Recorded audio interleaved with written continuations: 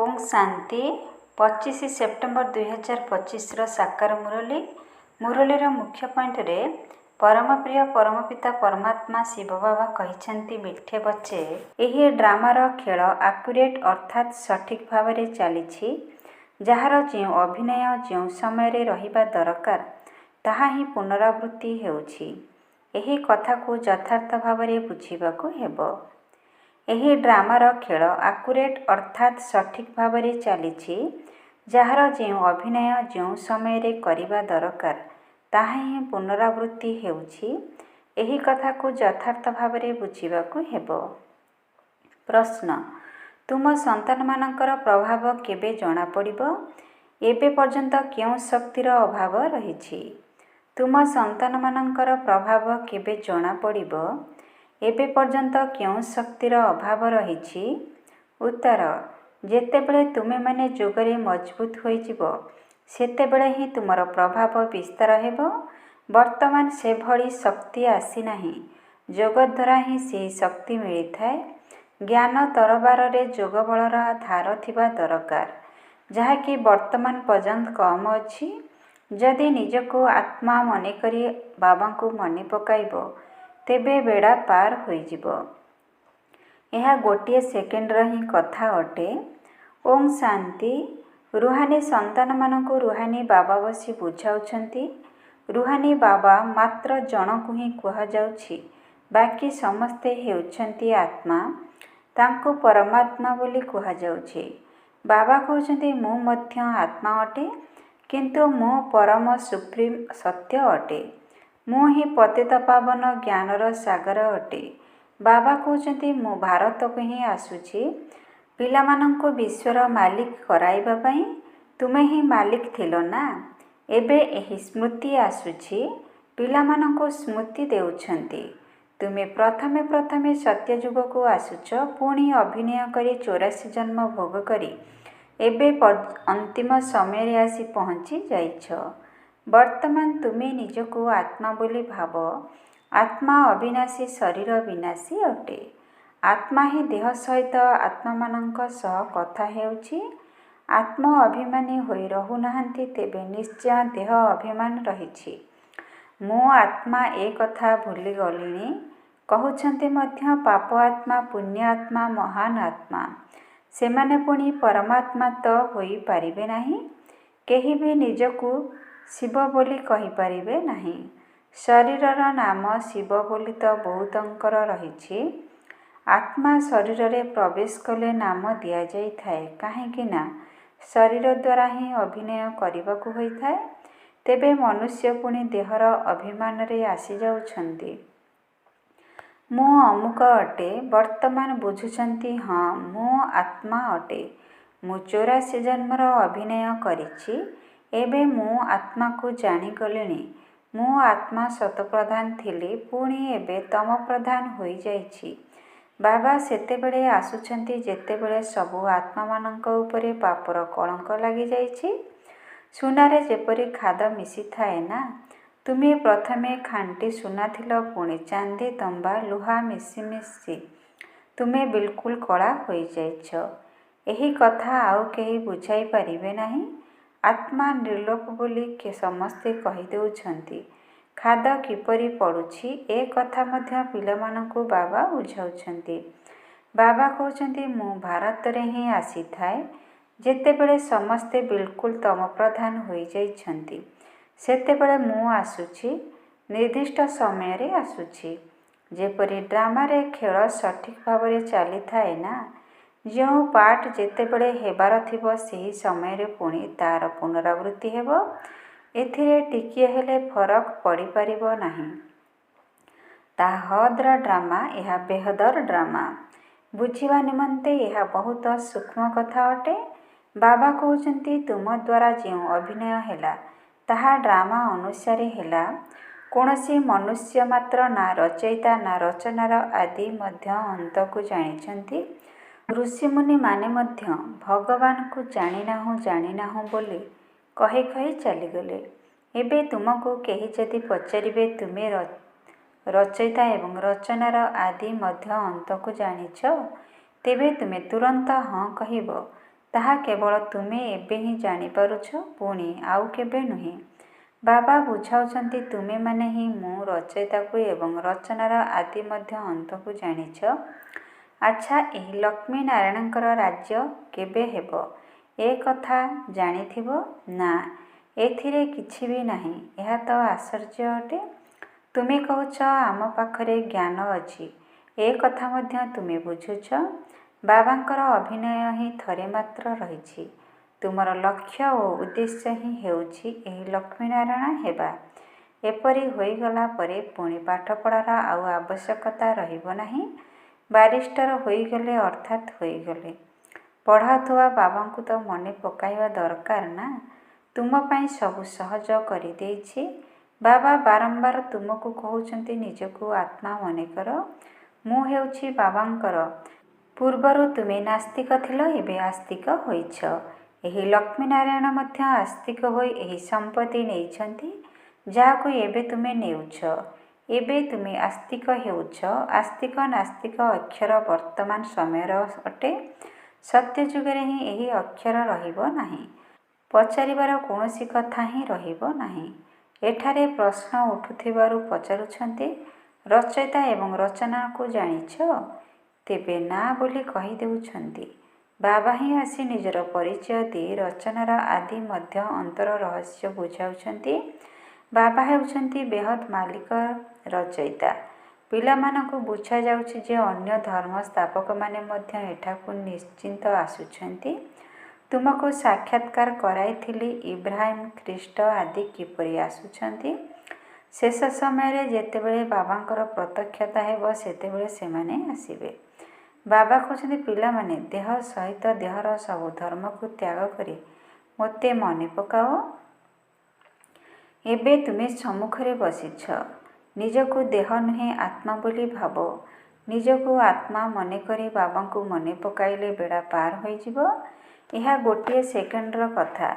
ମୁକ୍ତି ପ୍ରାପ୍ତ କରିବା ପାଇଁ ହିଁ ଅଧାକଳ୍ପ ଭକ୍ତି କରୁଛନ୍ତି, କିନ୍ତୁ କୌଣସି ଆତ୍ମା ଫେରି ଯାଇପାରିବେ ନାହିଁ। 5000 ବର୍ଷ ପୂର୍ବରୁ ମଧ୍ୟ ବାବା ଏହା ବୁଝାଇଥିଲେ, ଏବେ ମଧ୍ୟ ବୁଝାଉଛନ୍ତି। ଶ୍ରୀକୃଷ୍ଣ ଏହି କଥା ବୁଝାଇ ପାରିବେ ନାହିଁ। ତାଙ୍କୁ ପିତା ବୋଲି ମଧ୍ୟ କୁହାଯିବ ନାହିଁ। ପିତା ହେଉଛନ୍ତି ଲୌକିକ, ଅଲୌକିକ ଏବଂ ପରଲୌକିକ। ହଦର ବାପ ଲୌକିକ ଅଟନ୍ତି। ଆତ୍ମାମାନଙ୍କର ବେହଦର ପିତା ହେଉଛନ୍ତି ପରଲୌକିକ ଏବଂ ଇଏ ହେଉଛନ୍ତି ସଙ୍ଗମଯୁଗୀ ଆଶ୍ଚର୍ଯ୍ୟଜନକ ପିତା। ଏହାଙ୍କୁ ଅଲୌକିକ କୁହାଯାଉଛି। ପ୍ରଜାପିତା ବ୍ରହ୍ମାକୁ କେହି ମନେ ପକାଉନାହାନ୍ତି। ସେ ଆମର ଆଦିପିତା ଅଟନ୍ତି। ଏ କଥା କାହାରି ବୁଦ୍ଧିରେ ଆସୁନାହିଁ। କହୁଛନ୍ତି ମଧ୍ୟ ଆଦିଦେବ ଏଡମ୍, କିନ୍ତୁ ନାମକୁ ମାତ୍ର। ମନ୍ଦିରରେ ମଧ୍ୟ ଆଦିଦେବଙ୍କର ଚିତ୍ର ରହିଛି ନା। ତୁମେ ସେଠାକୁ ଗଲେ ଜାଣିପାରିବ ଯେ ଏହା ତ ଆମର ନିଜର ସ୍ମୃତିଚିହ୍ନ। ବାବାଙ୍କ ସହିତ ଆମେ ମଧ୍ୟ ବସିଛୁ। ଏଠାରେ ବାବା ଚୈତନ୍ୟରେ ବସିଛନ୍ତି, ସେଠାରେ ଜଡ଼ଚିତ୍ର ରଖିଛନ୍ତି। ଉପରେ ସ୍ୱର୍ଗର ଚିତ୍ର ମଧ୍ୟ ସଠିକ୍ ରୂପେ ରହିଛି। ଯିଏ ମନ୍ଦିର ଦେଖିଛନ୍ତି ସେମାନେ ଜାଣିଛନ୍ତି ଯେ ବାବା ଆମକୁ ଏବେ ଚୈତନ୍ୟରେ ରାଜଯୋଗ ଶିଖାଉଛନ୍ତି, ପୁଣି ପରେ ମନ୍ଦିର ତିଆରି କରୁଛନ୍ତି। ଏ କଥା ସ୍ମୃତିରେ ଆସିବା ଉଚିତ ଯେ ଏସବୁ ଆମର ସ୍ମୃତିଚିହ୍ନ ଅଟେ। ବର୍ତ୍ତମାନ ଆମେ ଏହି ଲକ୍ଷ୍ମୀନାରାୟଣ ହେଉଛୁ। ପୂର୍ବରୁ ମଧ୍ୟ ଥିଲୁ, ପୁଣି ସିଢ଼ି ଓହ୍ଲାଇ ଆସିଛୁ। ଏବେ ପୁଣି ଆମେ ଘରକୁ ଯାଇ ରାମରାଜ୍ୟରେ ଆସିବୁ। ତାପରେ ପଛକୁ ରାବଣ ରାଜ୍ୟକୁ ଆସିଥାଉ। ପୁଣି ଆମେ ବାମମାର୍ଗକୁ ଚାଲିଯାଉ। ବାବା କେତେ ଭଲ ଭାବରେ ବୁଝାଉଛନ୍ତି। ବର୍ତ୍ତମାନ ସମୟରେ ସମସ୍ତ ମନୁଷ୍ୟ ମାତ୍ରକେ ପତିତ ଅଟନ୍ତି। ସେଥିପାଇଁ ଡାକୁଛନ୍ତି, ହେ ପତିତପାବନ, ଆସି ଆମକୁ ପବିତ୍ର କରାଅ। ଦୁଃଖ ହରଣ କରି ସୁଖର ରାସ୍ତା ବତାଅ। କହୁଛନ୍ତି ଭଗବାନ ନିଶ୍ଚୟ କୌଣସି ବେଶରେ ଆସିବେ। ତେବେ ସିଏ କୁକୁର, ବିଲେଇ, ମାଟିଗୋଡ଼ି ଭିତରେ ତ ଆସିବେ ନାହିଁ। ଗାୟନ ରହିଛି, ଭାଗ୍ୟଶାଳୀ ରଥରେ ଆସୁଛନ୍ତି। ବାବା ନିଜେ କହୁଛନ୍ତି, ମୁଁ ଏହି ସାଧାରଣ ରଥରେ ପ୍ରବେଶ କରୁଛି। ଇଏ ନିଜର ଜନ୍ମକୁ ଜାଣିନାହାନ୍ତି। ତୁମେ ଏବେ ଜାଣୁଛ। ଏହାଙ୍କର ବହୁତ ଜନ୍ମର ଅନ୍ତରେ ଯେତେବେଳେ ବାନପ୍ରସ୍ଥ ଅବସ୍ଥା ହେଉଛି, ସେତେବେଳେ ଯାଇ ମୁଁ ପ୍ରବେଶ କରୁଛି। ଭକ୍ତିମାର୍ଗରେ ପାଣ୍ଡବଙ୍କର ବହୁତ ବଡ଼ ବଡ଼ ଚିତ୍ର ତିଆରି କରିଛନ୍ତି। ରେଗୁଣରେ ବୁଦ୍ଧଙ୍କର ମଧ୍ୟ ବହୁତ ବଡ଼ ଚିତ୍ର ରହିଛି। କୌଣସି ମନୁଷ୍ୟ ଏବେ ବଡ଼ ହୋଇନଥାଏ। ପିଲାମାନଙ୍କୁ ତ ଏବେ ହସ ଲାଗୁଥିବ ରାବଣର ଚିତ୍ର କିପରି ତିଆରି କରିଛନ୍ତି। ଦିନକୁ ଦିନ ବଡ଼ କରି ଚାଲିଛନ୍ତି। ସେ କିଏ ଯାହାକୁ ପ୍ରତ୍ୟେକ ବର୍ଷ ଜଳାଉଛନ୍ତି। ନିଶ୍ଚିନ୍ତ ଏପରି କେହି ଶତ୍ରୁ ଥିବେ। ଶତ୍ରୁର ଚିତ୍ର ତିଆରି କରି ଜଳାଇଥାନ୍ତି। ଆଚ୍ଛା, ରାବଣ କିଏ, କେବେ ଶତ୍ରୁ ହେଲା ଯାହାକୁ ପ୍ରତ୍ୟେକ ବର୍ଷ ଜଳାଇ ଆସୁଛନ୍ତି? ଏହି ଶତ୍ରୁ ବିଷୟରେ କାହାକୁ ହେଲେ ବି ଜଣା ନାହିଁ। ଏହାର ଅର୍ଥ ବିଲକୁଲ କେହି ଜାଣିନାହାନ୍ତି। ବାବା ବୁଝାଉଛନ୍ତି ସେମାନେ ହେଲେ ରାବଣ ସମ୍ପ୍ରଦାୟ, ତୁମେ ହେଉଛ ରାମ ସମ୍ପ୍ରଦାୟ। ଏବେ ବାବା କହୁଛନ୍ତି ସାଂସାରିକ କାର୍ଯ୍ୟ ବ୍ୟବହାରରେ ରହି କମଳ ପୁଷ୍ପ ସମାନ ହୁଅ ଏବଂ ମୋତେ ମନେ ପକାଅ। କହୁଛନ୍ତି ବାବା ହଂସ ବଗ ଏକତ୍ର କିପରି ରହିପାରିବେ? ଖିଟପିଟ ହେଉଛି। ତାହା ତ ନିଶ୍ଚୟ ହେବ। ସହନ କରିବାକୁ ହିଁ ପଡ଼ିବ। ଏଥିରେ ବହୁତ ବଡ଼ ଯୁକ୍ତି ମଧ୍ୟ ରହିଛି। ବାବା ଚତୁର ଚିତ୍ତବିନୋଦକ ଅଟନ୍ତି। ସମସ୍ତେ ତାଙ୍କୁ ମନେ ପକାଉଛନ୍ତି ନା, ହେ ଭଗବାନ ଦୁଃଖ ହରଣ କର, ଦୟା କର, ମୁକ୍ତ କର। ସେହି ମୁକ୍ତିଦାତା ବାବା ସମସ୍ତଙ୍କର ଜଣେ ହିଁ ଅଟନ୍ତି। ତୁମ ପାଖକୁ କେହି ବି ଆସିଲେ ତାଙ୍କୁ ଅଲଗା ଅଲଗା ଭାବରେ ବୁଝାଅ। କରାଚିରେ ଜଣ ଜଣଙ୍କୁ ଅଲଗା ଅଲଗା ବସି ବୁଝାଉଥିଲେ। ତୁମେ ସନ୍ତାନମାନେ ଯେତେବେଳେ ଯୋଗରେ ମଜବୁତ ହୋଇଯିବ ସେତେବେଳେ ତୁମର ପ୍ରଭାବ ବାହାରିବ। ଏବେ ସେହି ଶକ୍ତି ନାହିଁ। ଯୋଗ ଦ୍ୱାରା ଶକ୍ତି ମିଳିଥାଏ, ପାଠପଢ଼ା ଦ୍ୱାରା ଶକ୍ତି ମିଳେ ନାହିଁ। ଜ୍ଞାନ ତରବାରୀ ଅଟେ, ସେଥିରେ ଯୋଗର ବଳ ଭରିବାକୁ ହେବ। ବର୍ତ୍ତମାନ ସେହି ଶକ୍ତି କମ୍ ଅଛି। ବାବା ପ୍ରତ୍ୟହ କହୁଛନ୍ତି ପିଲାମାନେ, ଯୋଗର ଯାତ୍ରାରେ ରହିଲେ ତୁମକୁ ଶକ୍ତି ମିଳିବ। ପାଠପଢ଼ାରେ ଏତେ ଶକ୍ତି ନାହିଁ। ଯୋଗ ଦ୍ୱାରା ତୁମେ ସାରା ବିଶ୍ୱର ମାଲିକ ହେଉଛ। ତୁମେ ସବୁକିଛି ନିଜ ପାଇଁ ହିଁ କରୁଛ। ବହୁତ ଆସିଥିଲେ ପୁଣି ଚାଲିଗଲେ। ମାୟା ମଧ୍ୟ ବଳବାନ ଅଟେ। ଅନେକ ଆସୁନାହାନ୍ତି, କହୁଛନ୍ତି ଜ୍ଞାନ ବହୁତ ଭଲ, ଖୁସି ମଧ୍ୟ ହେଉଛନ୍ତି। ବାହାରକୁ ଗଲେ ଜ୍ଞାନ ଖଲାସ। ମାୟା ଟିକିଏ ସମୟ ବି ଜ୍ଞାନ ଚିନ୍ତନରେ ରହିବାକୁ ଦେଉନାହିଁ। କେତେକ ବହୁତ ଖୁସି ହେଉଛନ୍ତି। ଓହୋ, ଏବେ ବାବା ଆସିଛନ୍ତି, ଆମେ ତ ନିଜର ସୁଖଧାମକୁ ଯିବୁ। ବାବା କହୁଛନ୍ତି ଏବେ ସମ୍ପୂର୍ଣ୍ଣ ରାଜଧାନୀ ସ୍ଥାପନ ହୋଇନାହିଁ। ତୁମେ ବର୍ତ୍ତମାନ ଈଶ୍ୱରୀୟ ସନ୍ତାନ ହୋଇଛ, ପୁଣି ଦେବତା ହେବ। ଡିଗ୍ରୀ କମ୍ ହୋଇଗଲା ନା। ମିଟରର ପଏଣ୍ଟ ରହିଥାଏ, ଏତେ ପଏଣ୍ଟ କମ୍। ତୁମେ ଏବେ ଏକଦମ ଉଚ୍ଚ ହେଉଛ, ପୁଣି କମ୍ ହୋଇ ହୋଇ ତଳକୁ ଖସିଯାଅ। ସିଢ଼ି ତଳକୁ ଓହ୍ଲାଇବାକୁ ହିଁ ପଡ଼ିବ।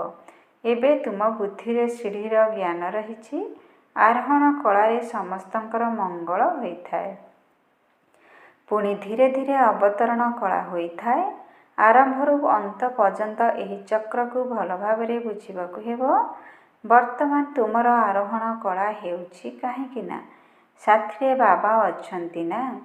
ଈଶ୍ୱର ଯାହାକୁ ମନୁଷ୍ୟ ସର୍ବବ୍ୟାପୀ ବୋଲି କହିଦେଉଛନ୍ତି, ସେହି ବାବା ମିଠା ମିଠା ସନ୍ତାନ ବୋଲି କହୁଛନ୍ତି। ପୁଣି ପିଲାମାନେ ପୁଣି ବାବା ବାବା ବୋଲି କହି ଚାଲିଛନ୍ତି। ବାବା ଆମକୁ ପଢ଼ାଇବାକୁ ଆସୁଛନ୍ତି। ଆତ୍ମା ତାଙ୍କ ନିକଟରେ ପଢ଼ୁଛି। ଆତ୍ମା ହିଁ କର୍ମ କରୁଛି। ମୁଁ ଆତ୍ମା ଶାନ୍ତ ସ୍ୱରୂପ ଅଟେ। ଏହି ଶରୀର ଦ୍ୱାରା କର୍ମ କରୁଛି। ଦୁଃଖ ହେଲେ ଅଶାନ୍ତ ଶବ୍ଦ କୁହାଯାଏ, ବାକି ଶାନ୍ତି ତ ହେଉଛି ଆମର ସ୍ୱଧର୍ମ। ବହୁତ କହୁଛନ୍ତି ମନକୁ ଶାନ୍ତି ମିଳୁ। ଆରେ ଆତ୍ମା ତ ସ୍ୱୟଂ ଶାନ୍ତ ସ୍ୱରୂପ ଅଟେ। ତାର ଘର ହିଁ ହେଉଛି ଶାନ୍ତିଧାମ। ତୁମେ ନିଜକୁ ଭୁଲି ଯାଇଛ। ତୁମେ ତ ଶାନ୍ତିଧାମର ନିବାସୀ ଥିଲ। ସେହିଠାରେ ହିଁ ଶାନ୍ତି ମିଳିବ। ଆଜିକାଲି କହୁଛନ୍ତି ଏକ ରାଜ୍ୟ, ଏକ ଧର୍ମ, ଏକ ଭାଷା ହେଉ, ଏକ ଜାତି, ଏକ ଧର୍ମ, ଏକ ଭଗବାନ। ବର୍ତ୍ତମାନ ସରକାର ମଧ୍ୟ ଲେଖୁଛି ଭଗବାନ ଜଣେ। ପୁଣି ସର୍ବବ୍ୟାପୀ ବୋଲି କାହିଁକି କହୁଛନ୍ତି? ଭଗବାନ ଜଣେ ବୋଲି ତ କେହି ମାନୁନାହାନ୍ତି। ତେଣୁ ଏବେ ତୁମକୁ ପୁଣି ଥରେ ଏହା ଲେଖିବାକୁ ହେବ। ଲକ୍ଷ୍ମୀନାରାୟଣଙ୍କର ଚିତ୍ର ତିଆରି କରୁଛ, ଉପରେ ଲେଖିଦିଅ ସତ୍ୟଯୁଗରେ ଯେତେବେଳେ ଏହାଙ୍କର ରାଜ୍ୟ ଥିଲା, ସେତେବେଳେ ଏକ ଭଗବାନ, ଏକ ଦୈବୀ ଧର୍ମ ଥିଲା। କିନ୍ତୁ ମନୁଷ୍ୟ କିଛି ହେଲେ ବୁଝୁନାହାନ୍ତି, ଧ୍ୟାନ ଦେଉନାହାନ୍ତି। ଯେଉଁମାନେ ବ୍ରାହ୍ମଣ କୁଳର ହୋଇଥିବେ ସେମାନଙ୍କର ହିଁ ଧ୍ୟାନ ଯିବ, ଆଉ କେହି ବୁଝିବେ ନାହିଁ। ସେଥିପାଇଁ ବାବା କହୁଛନ୍ତି ଅଲଗା ଅଲଗା ବସାଇ ବୁଝାଅ। ଫର୍ମ ପୂରଣ କରାଅ, ତେବେ ଜଣାପଡ଼ିବ କାହିଁକି ନା କିଏ କାହାକୁ ମାନୁଥିବେ, ପୁଣି ଆଉ କିଏ ଆଉ କାହାକୁ। ସମସ୍ତଙ୍କୁ ଏକାଠି କିପରି ବୁଝାଇବ, ସେମାନେ ନିଜ ନିଜ କଥା ଶୁଣାଇବାରେ ଲାଗି ପଡ଼ିବେ। ପ୍ରଥମେ ତ ପଚାରିବା ଦରକାର, କେଉଁଠାକୁ ଆସିଛ? ବିଜ୍ଞଙ୍କର ନାମ ଶୁଣିଛ? ପ୍ରଜାପିତା ବ୍ରହ୍ମା ତୁମର କ'ଣ ହେବେ? କେବେ ତାଙ୍କର ନାମ ଶୁଣିଛ? ତୁମେ ପ୍ରଜାପିତା ବ୍ରହ୍ମାଙ୍କର ସନ୍ତାନ ନୁହେଁ। ଆମେ ତ ବାସ୍ତବରେ ସନ୍ତାନ ଅଟୁ। ତୁମେ ମଧ୍ୟ ଅଟ, କିନ୍ତୁ ବୁଝି ନାହଁ। ଏସବୁ ବୁଝାଇବା ପାଇଁ ବହୁତ ଯୁକ୍ତି ଦରକାର। ଆଚ୍ଛା, ମିଠା ମିଠା ଶିକ୍ଷିତ ସନ୍ତାନମାନଙ୍କ ପ୍ରତି ମାତା ପିତା ବାପଦାଦାଙ୍କର ମଧୁର ସ୍ନେହସମ୍ପନ୍ନ ଶୁଭେଚ୍ଛା ଏବଂ ସୁପ୍ରଭାତ। ଆତ୍ମିକ ପିତାଙ୍କର ଆତ୍ମିକ ସନ୍ତାନମାନଙ୍କୁ ନମସ୍ତେ। ଆତ୍ମିକ ସନ୍ତାନମାନଙ୍କର ଆତ୍ମିକ ପିତାଙ୍କୁ ନମସ୍ତେ ନମସ୍ତେ ନମସ୍ତେ। ଓಂ ଶାନ୍ତି। ମେରା ବାବା, ପ୍ୟାରା ବାବା, ମିଠା ବାବା, ଶୁକ୍ରିୟା ବାବା। ଓಂ ଶାନ୍ତି। ଧାରଣା ପାଇଁ ମୁଖ୍ୟ ସାର। 1ରେ ମନ୍ଦିର ଗୁଡ଼ିକୁ ଦେଖିଲେ ସର୍ବଦା ଏହି ସ୍ମୃତି ଆସୁ ଯେ ଏସବୁ ଆମମାନଙ୍କର ହିଁ ସ୍ମୃତି ଚିହ୍ନ ଅଟେ। ଏବେ ଆମେ ଏହିଭଳି ଲକ୍ଷ୍ମୀନାରାୟଣ ହେଉଛୁ। ମନ୍ଦିର ଗୁଡ଼ିକୁ ଦେଖିଲେ ସର୍ବଦା ଏହି ସ୍ମୃତି ଆସୁ ଯେ ଏସବୁ ଆମମାନଙ୍କର ହିଁ ସ୍ମୃତି ଚିହ୍ନ ଅଟେ। ଏବେ ଆମେ ଏହିଭଳି ଲକ୍ଷ୍ମୀନାରାୟଣ ହେଉଛୁ। 2ରେ ସାଂସାରିକ କାର୍ଯ୍ୟ ବ୍ୟବହାରରେ ରହି କମଳ ପୁଷ୍ପ ସମାନ ହୋଇ ରହିବାକୁ ହେବ। ଯଦି ହଂସ ଏବଂ ବଗ ଏକାଠି ରହୁଛ, ତେବେ ବହୁତ ଯୁକ୍ତିର ସହିତ ଚାଲିବାକୁ ହେବ, ସହନ ମଧ୍ୟ କରିବାକୁ ପଡ଼ିବ। ସାଂସାରିକ କାର୍ଯ୍ୟ ବ୍ୟବହାରରେ ରହି କମଳ ପୁଷ୍ପ ସମାନ ହୋଇ ରହିବାକୁ ହେବ। ଯଦି ହଂସ ଏବଂ ବଗ ଏକାଠି ରହୁଛ, ତେବେ ବହୁତ ଯୁକ୍ତିର ସହିତ ଚାଲିବାକୁ ହେବ, ସହନ ମଧ୍ୟ କରିବାକୁ ପଡ଼ିବ। ବରଦାନ: ଏକତା ଏବଂ ସନ୍ତୁଷ୍ଟତାର ସାର୍ଟିଫିକେଟ ଦ୍ୱାରା ସେବା କ୍ଷେତ୍ରରେ ସର୍ବଦା ସଫଳତା ମୂରତ ଭବ। ଏକତା ଏବଂ ସନ୍ତୁଷ୍ଟତାର ସାର୍ଟିଫିକେଟ ଦ୍ୱାରା ସେବା କ୍ଷେତ୍ରରେ ସର୍ବଦା ସଫଳତା ମୂରତ ଭବ। ସେବା କ୍ଷେତ୍ରରେ ସଫଳତା ମୂରତ ହେବା ପାଇଁ 2ଟି କଥାକୁ ଧ୍ୟାନରେ ରଖିବାକୁ ହେବ। ଗୋଟିଏ ହେଲା ସଂସ୍କାରକୁ ମିଶାଇ ଚାଲିବାର ଏକତା ଏବଂ ଦ୍ୱିତୀୟଟି ହେଲା ନିଜେ ମଧ୍ୟ ସର୍ବଦା ସନ୍ତୁଷ୍ଟ ରୁହ ଏବଂ ଅନ୍ୟମାନଙ୍କୁ ମଧ୍ୟ ସନ୍ତୁଷ୍ଟ କର। ସର୍ବଦା ପରସ୍ପର ଭିତରେ ସ୍ନେହର ଭାବନାରେ, ଶ୍ରେଷ୍ଠତାର ଭାବନାରେ ସମ୍ପର୍କରେ ଆସ। ତାହା ହେଲେ ଏହି 2ଟି ଯାକ ସାର୍ଟିଫିକେଟ ମିଳିଯିବ। ତାପରେ ତୁମର ବାସ୍ତବିକ ଜୀବନ ବାବାଙ୍କର ଚେହେରାର ଦର୍ପଣ ହୋଇଯିବ, ଯେଉଁଥିରେ ବାବା ଯିଏ ଅଟନ୍ତି, ଯେପରି ଅଟନ୍ତି ସେହିପରି ଦେଖାଯିବେ। ସ୍ଲୋଗାନ: ଆତ୍ମିକ ସ୍ଥିତିରେ ସ୍ଥିତ ହୋଇ ଯଦି ଅନେକ ଆତ୍ମାକୁ ଜୀବଦାନ ଦେବ, ତେବେ ଆଶୀର୍ବାଦ ମିଳିବ। ଆତ୍ମିକ ସ୍ଥିତିରେ ସ୍ଥିତ ହୋଇ ଯଦି ଅନେକ ଆତ୍ମାକୁ ଜୀବଦାନ ଦେବ, ତେବେ ଆଶୀର୍ବାଦ ମିଳିବ। ଓಂ ଶାନ୍ତି। ଓಂ ଶାନ୍ତି। ଆଜିର ଅବ୍ୟକ୍ତ ଇଶାରାରେ ବାବା କହିଛନ୍ତି, ଏବେ ଲଗନର ଅଗ୍ନିକୁ ପ୍ରଜ୍ୱଳିତ କରି ଯୋଗକୁ ଜ୍ୱାଳା ରୂପ କର। ଯେପରି କୌଣସି ବସ୍ତୁକୁ ଅଗ୍ନିରେ ପକାଇଦେଲେ ତାହାର ନାମ, ରୂପ, ଗୁଣ ସବୁକିଛି ବଦଳି ଯାଇଥାଏ, ସେହିପରି ତୁମେମାନେ ଯେତେବେଳେ ବାବାଙ୍କର ଯୋଗର ଲଗନର ଅଗ୍ନିରେ ପଡ଼ୁଛ, ସେତେବେଳେ ପରିବର୍ତ୍ତନ ହୋଇଯାଉଛ ବା ମନୁଷ୍ୟରୁ ବ୍ରାହ୍ମଣ ଏବଂ ବ୍ରାହ୍ମଣରୁ ଫରିସ୍ତା ତଥା ଦେବତା ହୋଇଯାଉଛ। ତେବେ ଲଗନ ଅଗ୍ନିରେ ଏଭଳି ପରିବର୍ତ୍ତନ ହୋଇଯାଉଛି, ଯାହାକି କୌଣସି ପ୍ରକାରର ମୋର ପଣିଆ ରହୁନାହିଁ। ସେଥିପାଇଁ ଯୋଗକୁ ହିଁ ଜ୍ୱାଳା ରୂପ କୁହାଯାଉଛି। ଓಂ ଶାନ୍ତି। ଓಂ ଶାନ୍ତି। ଓಂ ଶାନ୍ତି।